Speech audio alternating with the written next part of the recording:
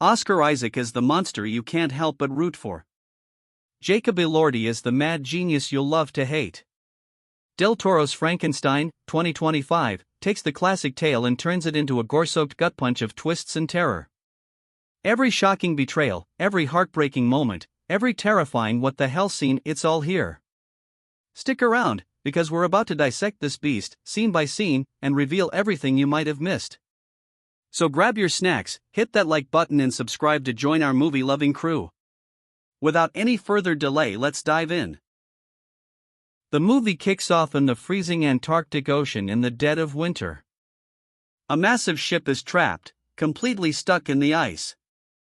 The captain is doing everything he can to get the crew and passengers off safely. But the cold is getting worse by the minute, and staying alive feels impossible.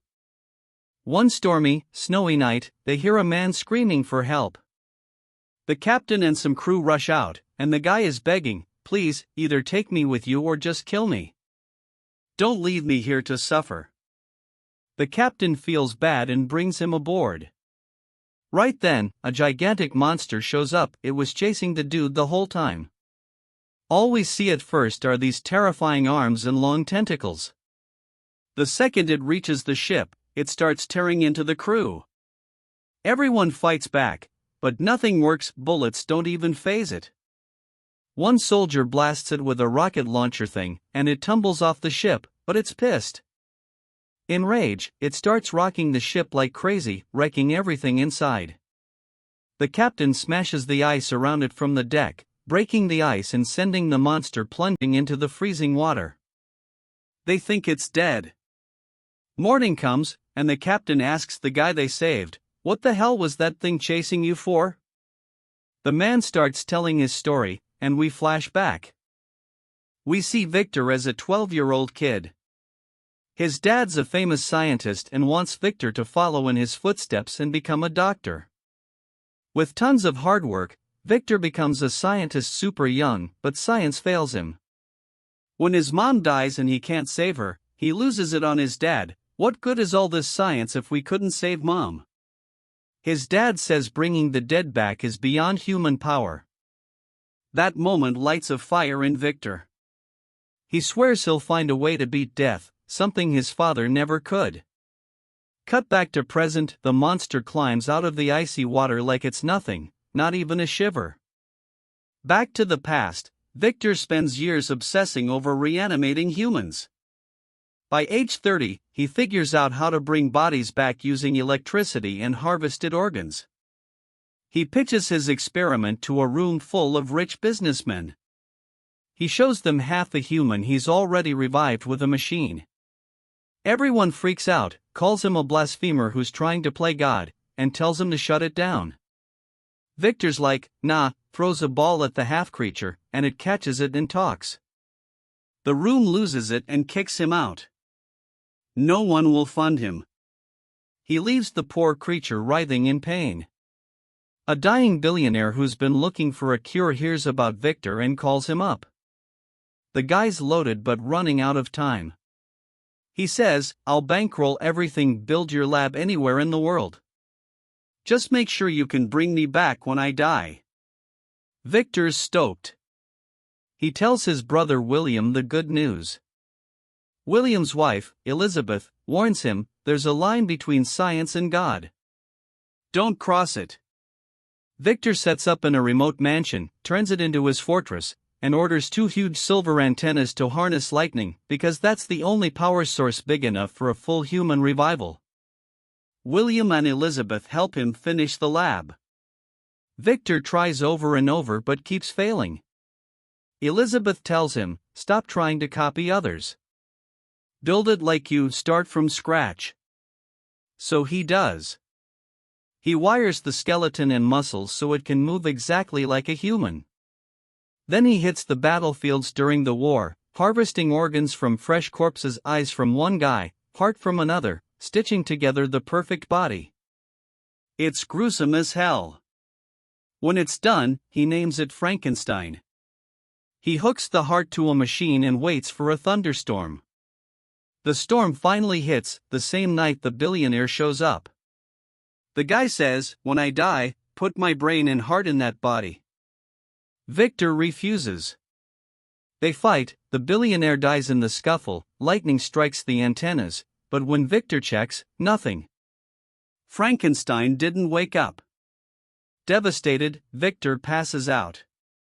He wakes up the next morning and nearly shits himself. Frankenstein is walking around, bandaged, wired, stitched together from dead guys, moving all jerky and wrong.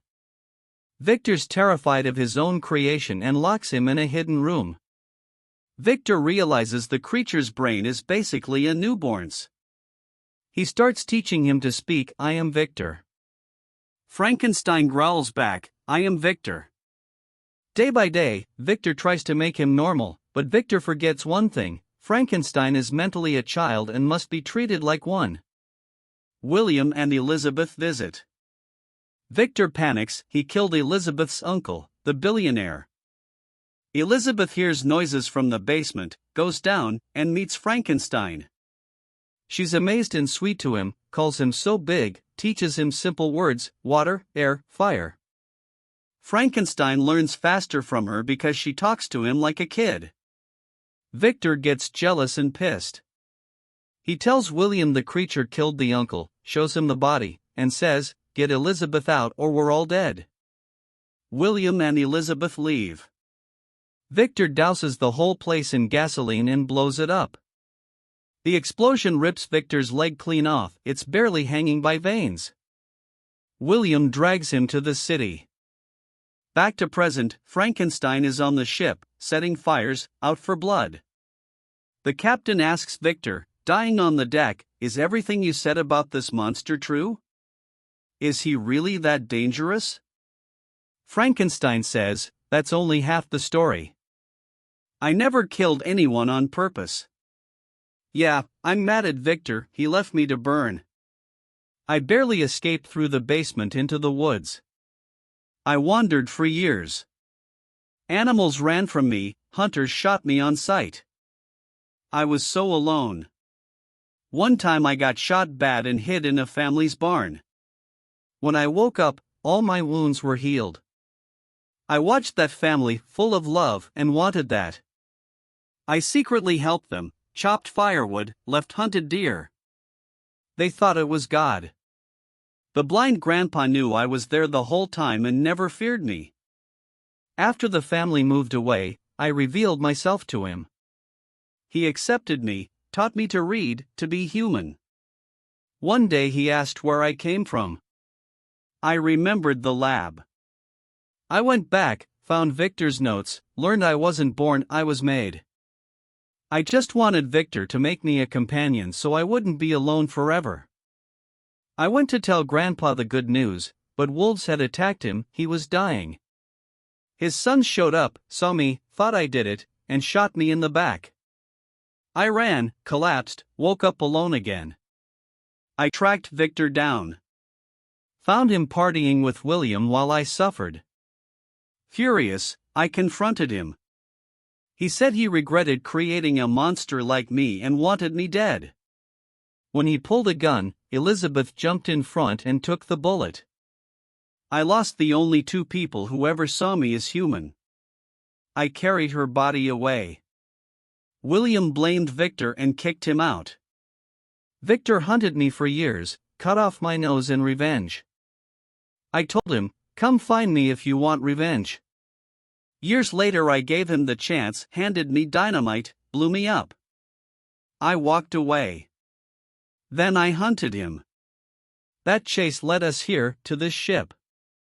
Frankenstein looks at dying Victor, "All I ever wanted was for you to make me someone to live with. That's it." Victor cries, "I'm sorry. I never trusted what I made." With his last breath, Victor says, "Live for me now. Forgive me." Frankenstein forgives him. Everyone on the ship is sobbing. Frankenstein breaks the ship free from the ice and pushes it out to open water. The crew waves goodbye, sailing away. Frankenstein stands alone on the ice, watching the only humans who ever showed him kindness disappear.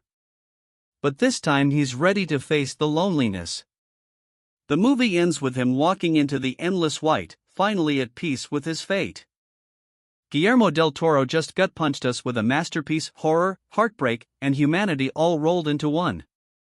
Oscar Isaac gave us a monster we'll never forget.